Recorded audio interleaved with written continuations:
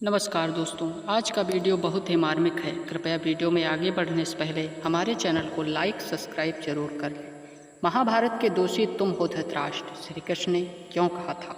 महाभारत केवल युद्ध की गाथा नहीं है, बल्कि यह धर्म और अधर्म संघर्ष की जीवित व्याख्या भी है। जब कुरुक्षेत्र का युद्ध समाप्त होने को आया, तब पांडवों की विजय और कौरवों का सर्वनाश सामने था। उस समय कई लोग युद्ध के कारण और दोषी को लेकर प्रश्न उठाने लगे। कुछ ने दुर्योधन को दोषी कहा, कुछ शकुनी को, तो कुछ द्रोण या भीष्म को, परंतु श्री कृष्ण ने स्पष्ट कहा, धृतराष्ट्र महाभारत का सबसे बड़ा दोषी है। अंधता केवल नेत्रों की नहीं थी। कृष्ण ने धृतराष्ट्र से कहा, राजन, तुम्हारी आंखें भले ही अंधी थी, परंतु तुम हृदय और विवेक से भी अंधे रहे।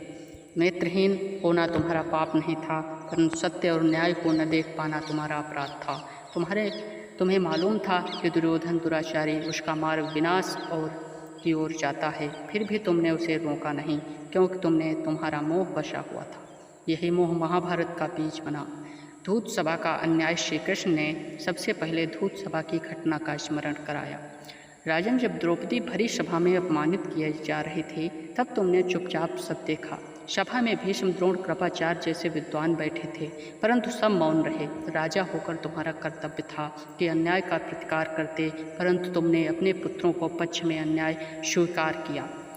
वही मौन तुम्हारे राज्य का, तुम्हारे वंश का अंततः इस महायुद्ध का कारण बना। पितृमोह। कृष्ण ने कहा, पितृमोह धृतराष्ट्र, राजा यदि अपने पुत्र के प्रति मोह को धर्म से बड़ा मान ले, तो वह केवल अपने परिवार को बल्कि पूरी प्रजा को विनाश की ओर ले जाता है। दुर्योधन को बचाने के लिए तुमने बार बार पांडवों के अधिकार छीने, उन्हें वनवास भेजा, उनका राज्य हड़पने दिया, और जब वे शांति से लौटे, तब भी तुम्हारी आत्मा ने न्याय नहीं किया। तुम्हारे इस पितृमोह ने ही महाभारत के युद्ध को जन्म दिया। शांत प्रयासों का असफल होला। श्री कृष्ण ने याद दिलाया कि पांडवों ने बार बार शांति का प्रयास किया। जब मैं स्वयं शांति दूत बनकर आया, तुम्हारे दरबार में आया, तब भी तुमने मुझे रोकने का साहस नहीं किया। दुर्योधन ने मुझे बंदी बनाने का प्रयास किया, परंतु पिता होकर भी मौन रहे। यदि तुम उस समय धर्म का साथ देते तो यह विनाश टल सकता था, किंतु तुम्हारा मौन अपराध बन गया, धर्म की रक्षा न कर पाने का अपराध। कृष्ण ने यह बताया कि धृतराष्ट्र कठोर स्वर में कहा, राजा का धर्म कि वह न्याय करे, सबको समान दृष्टि दे, धर्म को पुत्र मोह में न बेचे। न तुम्हारे राज्य में न्याय बचा, न सत्य। तुम कुरुक्षेत्र की धरती पर न जाकर भी युद्ध के लिए उतने ही दोषी हो जितने दुर्योधन और शकुनी, क्योंकि राजा के आदेश और मौन से ही अन्याय को शक्ति मिलती है। अंततः कौरवों का विनाश। कृष्ण ने कहा, धर्म सोचो, धृतराष्ट्र सोचो, यदि तुम एक बार अपने पुत्र को रोक लेते, तो उसे समझा देते, तो यह नरसंहार नहीं होता। आज तुम्हारे 100 पुत्र मारे गए हैं और वंश समाप्त हो गया है। इस विनाश का सबसे बड़ा कारण शकुनी है, न दुर्योधन, न तुम्हारा मौन अपराध।